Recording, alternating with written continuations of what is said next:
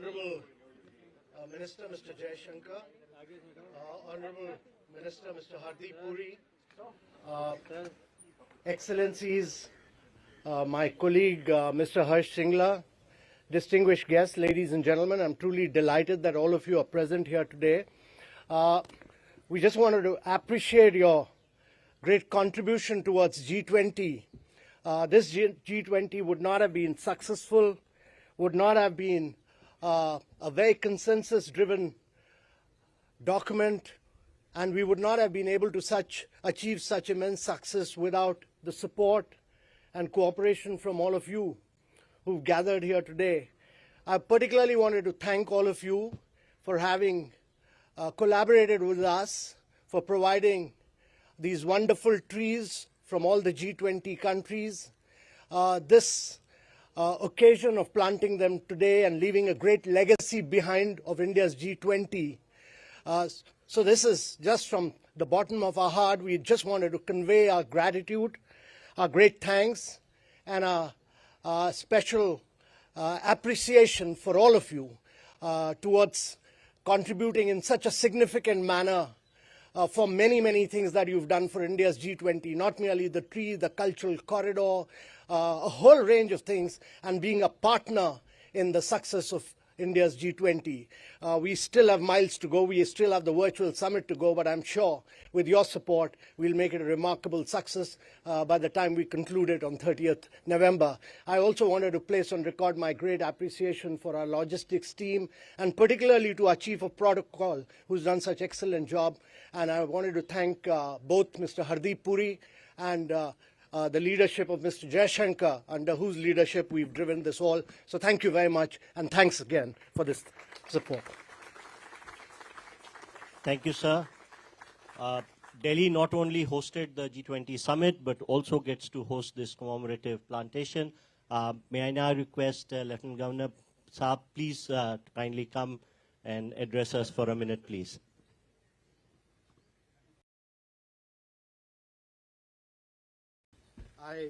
I'd forgotten to thank the Lieutenant Governor because he's done such a remarkable work.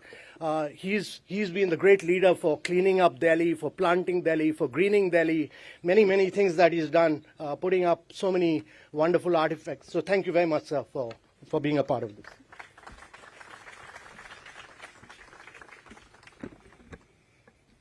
Honorable Minister for External Affairs, Shri S. Jaishankar ji. Honorable Minister for Housing and Urban Affairs, Shri Hardeep Singh Puri ji, G20 Sherpa, Shri Amitabh Kant ji, Excellencies, Ambassadors and High Commissioners. I welcome you all to this special program that will create a physical landmark for the recently concluded G20 summit in the capital city of India. National trees from the member nations of G20 in the heart of India's capital will pretty much symbolize the spirit of Vasudhaiva Kutumbakam, the world is one family, that the G20 summit this time reinforced. I am sure that trees that symbolize the flora of your nation will enrich our own flora by adding to the life-sustaining strength that they possess in the overall environmental ecosystem. Being in Chanakyapuri, while your excellencies will witness these trees gain ground in your vicinity, your successors, I am sure, will see these trees grow up to their full glory. I am sure that the visiting heads of states and heads of government enjoyed their stay in Delhi and welcome you once again to this program. Thank you. Thank you, sir. May I now request Shri Hardeep Puri, Minister for Urban Affairs and Housing, to kindly address us. Please, sir.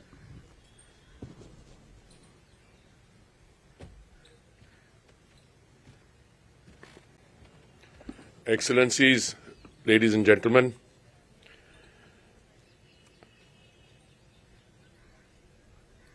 the G20 process,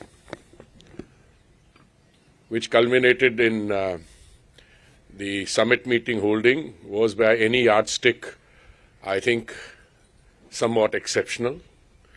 Having served as a professional diplomat for longer than I care to admit, I've done many multilateral and plurilateral kind of meetings. But I think thanks to the effort of my colleagues, Mr. Jaishankar, Amitabh, and that excellent team of people, but also the participation and the active support that they got from the entire membership of the G20.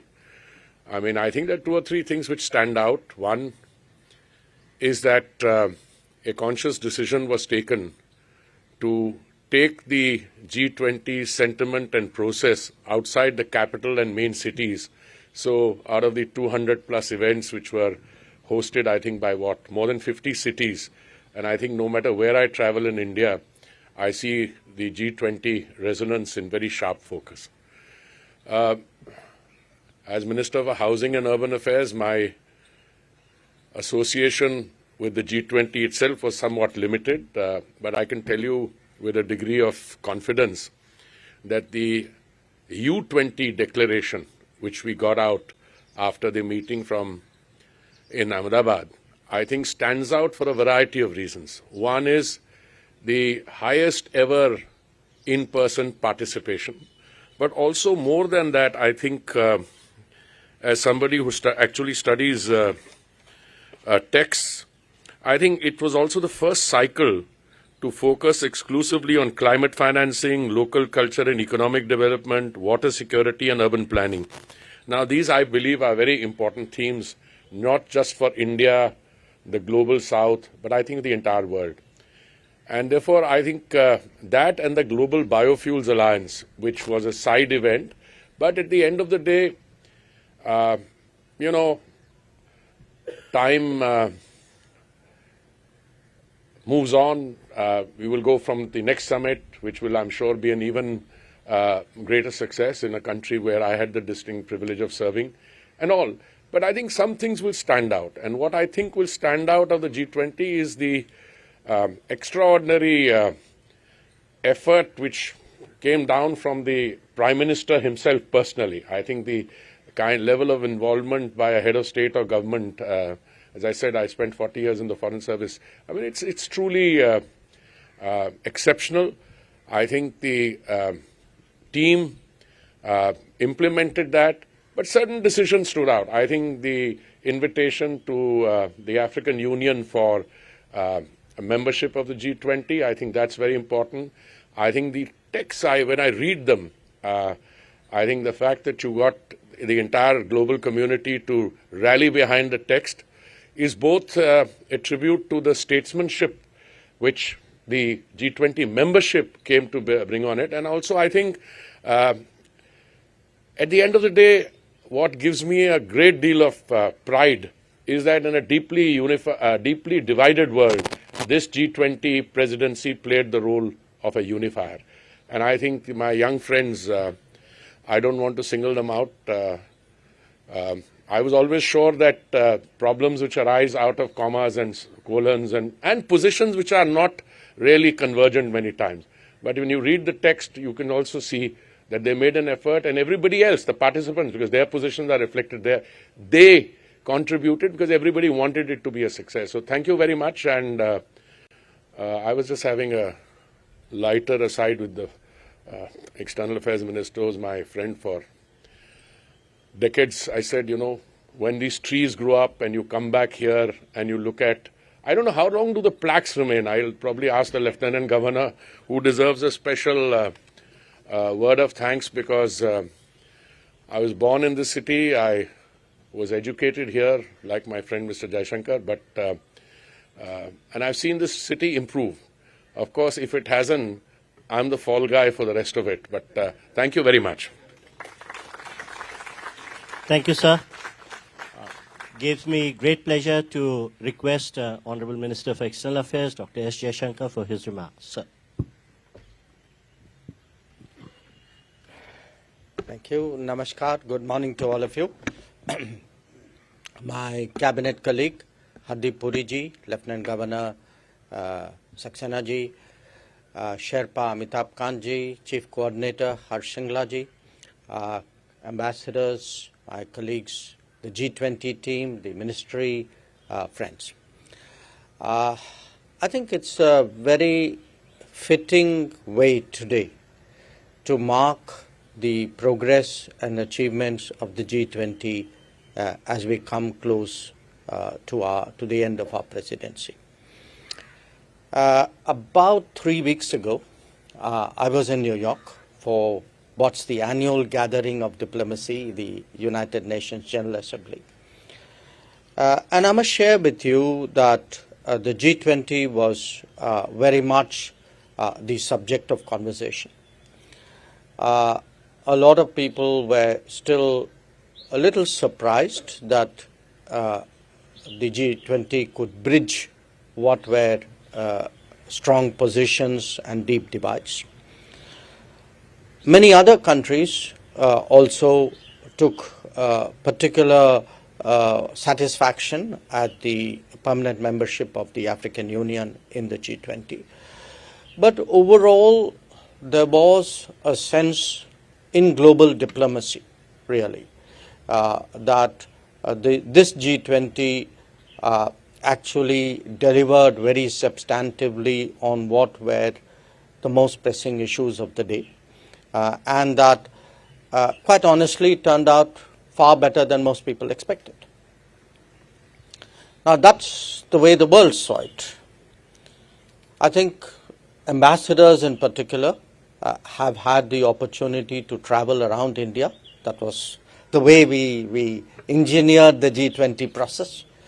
And you would have also seen that in the last year, the interest that Indians have shown in the world in international issues, in issues concerning the future of our planet, our own future linked with that, that's really been extraordinary.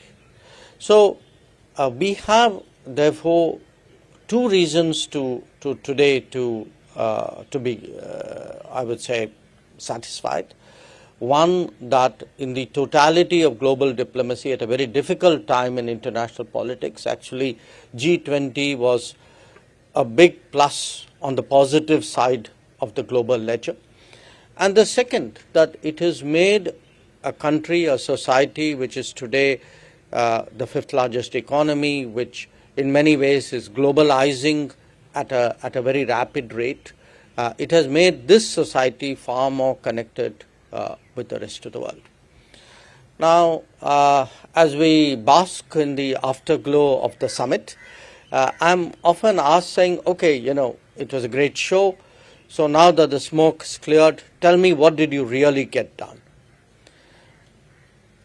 When I look at what we got done, and to me, the 4 or 5 key takeaways were the action plan for the SDG, which directly fed into the SDG summit which happened after the G20.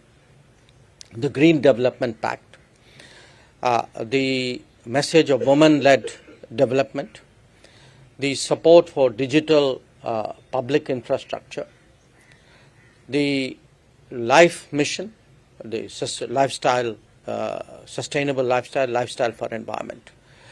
At the end of it all, there was a very strong sustainability, green, global south image that came out of the G20.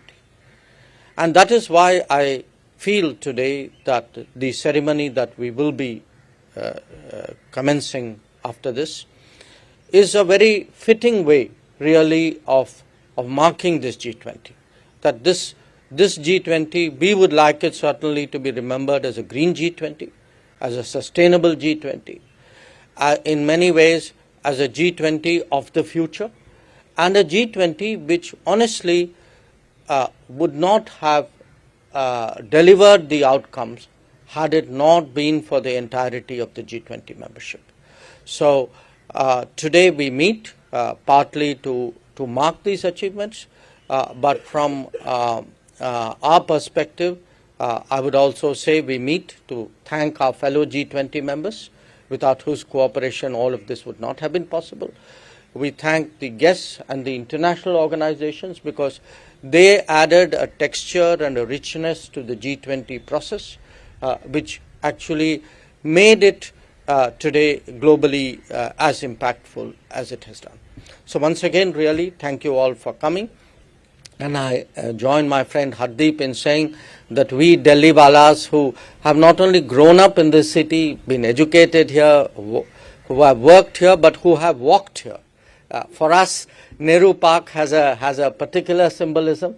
So I'm sure that in the years when Hardeep and I and Saxena ji, hopefully you will join us as well when we take our morning walks and evening walks, the G20 trees will always be there for us to look back at what was one of our signal achievements. Thank you once again. Thank you, sir. Now I invite the Excellencies and the ministers to kindly join us for the plantation ceremony. I would request the Excellencies, the ambassador.